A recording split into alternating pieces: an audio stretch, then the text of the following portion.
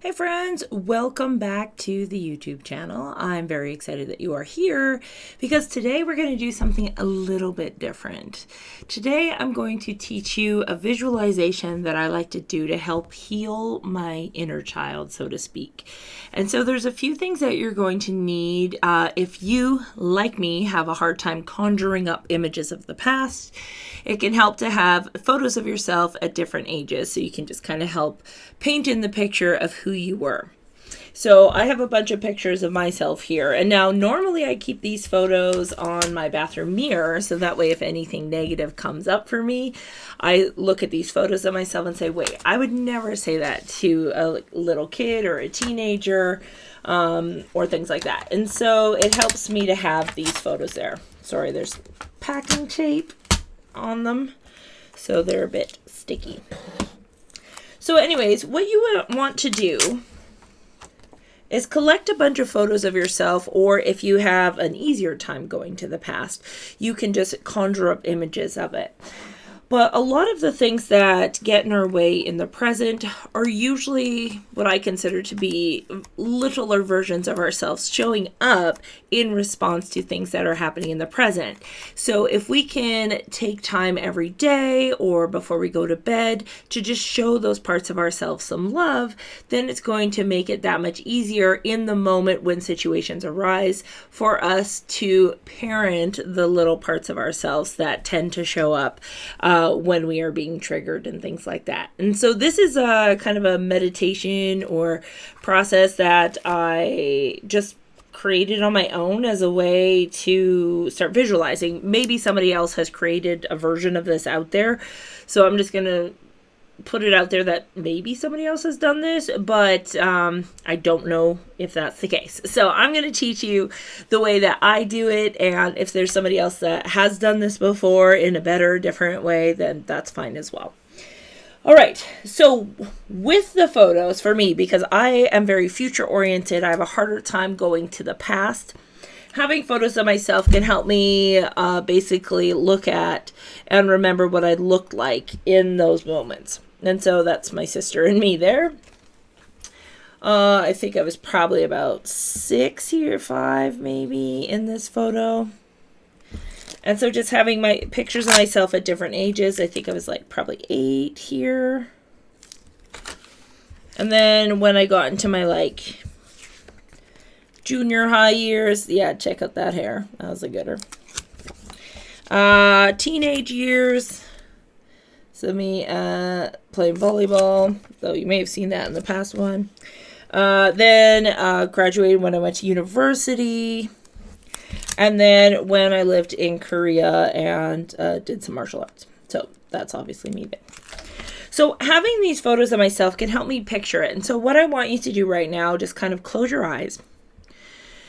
And I want you to just like imagine that all of these different versions of yourself, the scared parts of yourself, the age that you were at when maybe some not super great things happened, maybe the age that you were at when somebody said something that hurt you, whatever you can remember, I want you to imagine that all these different versions of you are standing in a line. Think of it like a receiving line at a wedding. Okay? So you're just going to imagine from as young as you can imagine up until, most recently. And so there's going to be all these different variations of you wearing different clothes, wearing, standing in different ways. Maybe when you were younger, as a teenager, you slumped a bit more, or maybe now as an adult, you slump a bit more. Maybe there were times when you couldn't stand, so you can imagine yourself sitting there kind of cooing like a baby, if you can remember that. Whatever it is, I want you to imagine at least 5 iterations of yourself. I want you to picture 5 different versions of yourself, 5 different ages, 5 different times in your life when you may have experienced things of hurt, or it was a really hard time in your life, or you felt alone and abandoned, and not super great things. All right. Because a lot of times that's the stuff that gets stuck in our head. And so that's what triggers us later on as adults when we experience something similar. The little version of ourselves comes running to the surface, and that's when we react in ways that are unfavorable to who we want to be or who we hope to be. And so all it takes is a little bit of parenting over time. So this again is something you don't just want to do like once and be done with it. This is something I encourage people to do either as you're going to sleep or maybe right as soon as you wake up, or once a week, like set aside time to do it. So once you have all those different iterations of yourself kind of in this lineup, kind of in a receiving line version, I want you to imagine yourself now going to each one. So you can start with the most recent if that is the most clear in your mind. And I want you to simply just get quiet for a moment and then ask that version of you, what do you need from me? And don't judge whatever comes up.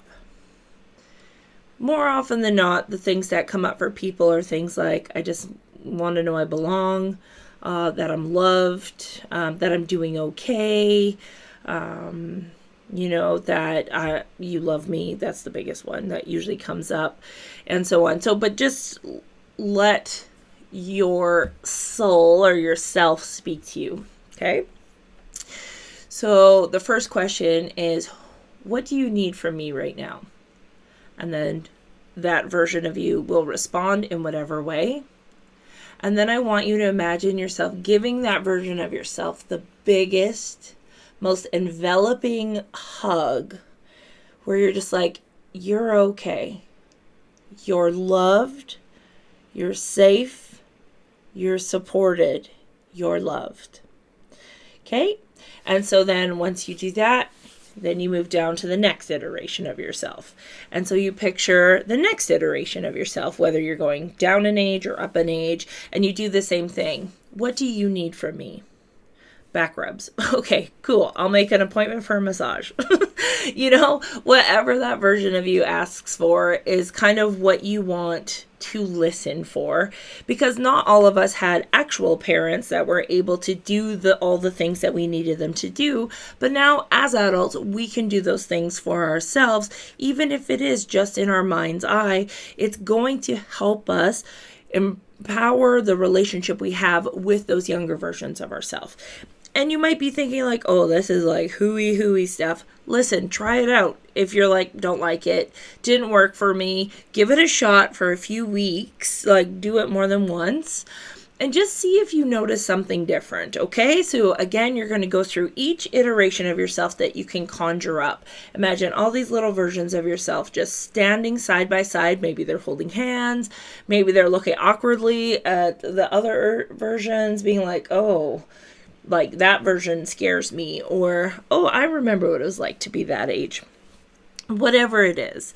And you're going to go down the line. You're going to ask, what do you need from me? And you're going to pay attention to it. And then you're going to remind that version of yourself that you are safe, you are supported, you are loved unconditionally. If that version of you says like, oh, I'm bad, or I want to know that I'm not bad, remind that little part of yourself that you are a multifaceted human, and good and bad are binaries that were created. And you can have a conversation with that part of yourself to kind of heal the things that are kind of stuck in us. Because as adults, especially as creative business owners, as we go along, these things are going to show up and we're going to react unfavorably. We're going to have stories and thoughts about certain things that do not get us to where we want to be. And so doing visualization exercises like this, meditations and things like that, where you can talk and help heal those parts of yourself, is really beneficial to helping you move forward in your life and your business. So the other thing that I've encouraged people to do when I coach them is, if you're having a hard time with the meditation, maybe you're somebody that experiences a lot of anxiety and sitting with your thoughts is really difficult. It's totally understandable. Again, I would encourage you to pull out pictures of yourself, and I would want you to write letters to each age group. Okay? So if I was to write a letter to this little version of me, right? I think there I was probably 5, maybe. Yeah, I look about 5. So I would write, Dear 5-year-old Terry, this is what I remember about you. I know these are the things that you struggled with, but I want you to know that you are so loved, that you belong more than you think you do, that you're going to make amazing things happen, and everything that you're experiencing right now is just to equip you for what's coming later, or something like that. But I would write a letter to her. So again, you want to ask the question, okay, 5-year-old Terry, what did you need from me back then that I obviously wasn't equipped to give? And maybe my parents, they were busy taking care of the farm, taking care of my brother and sister. They just weren't able to give to me in that moment. What can I do for you now? Right? I can let her know that she is loved beyond measure, that she is beautiful, and her beauty is not fleeting, that's not the word. Her beauty is something that's transitional. It's going to change all the time, and it doesn't make her less of a human because she doesn't look like everyone else. Yeah, and I would let her know that her little tum is cute as heck, you know what I mean? And empower her to think critically, keep reading books, keep doing art. You are a magical, creative being. Because the thing is, now as adults, we can look back and say, oh, that makes so much sense why I was that way. But when we were kids, it's sometimes the way that we were, because we were just running around unchecked. We didn't have the ability to, until somebody came along and said, don't do that, don't be like that. We just did the things, but then somebody made us feel bad about it. So now we have to go back and say, like, no, that's just who you are. Like, little 5-year-old Terry was crafty and messy and loved to dream and loved to collect things. And guess what? 39-year-old Terry still loves all those things. So I can let her know that that's just who she is, and that's what her gift is to the world. And so I can do this with each version of myself, with each iteration that I think needs a bit of healing. I can either have a visual conversation where I'm hugging those parts of myself, or I can write letters to myself, or you can do both of those things. Maybe you do the visualization first and then you journal what came out for you.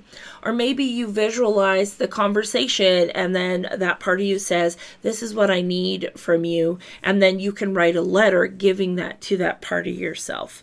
But yeah, this is just something that has helped me immensely to heal some of my inner child stuff, my shadow, the parts of me that I thought I had to hide or quiet down or whatever. And the people-pleasing part of myself, this visualization has dramatically helped me be okay to say no to people, be okay if people get mad when I say no. There was a time when that would terrify me, because when I was younger, being the easygoing kid was kind of my thing. But I just wanted to be able to say no sometimes and not feel bad about it, but I didn't know how to do that. So yeah, so that's it. That's basically the whole concept there. So just to reiterate, the whole thing is essentially you're going to take a few minutes. Now, here's the hard part about these types of things is you have to be intentional. I can't do this for you. You have to be intentional about setting aside time. And now this is why I like the idea of visualization, because all of us lay in bed and before we fall asleep, we usually are thinking about things. So you can direct your thoughts to healing little versions of yourself. And even if right before bed, you choose one iteration of yourself, maybe the iteration of you that showed up during the day or the week. And you're like, okay, that version of me needs a little more loving this week. So I'm just going to have a conversation with that part of me. But I know for me, as something that's like super strategic, this has helped me give context to why I react the way that I do to certain things. It allows me to feel empowered to help heal myself through these certain things.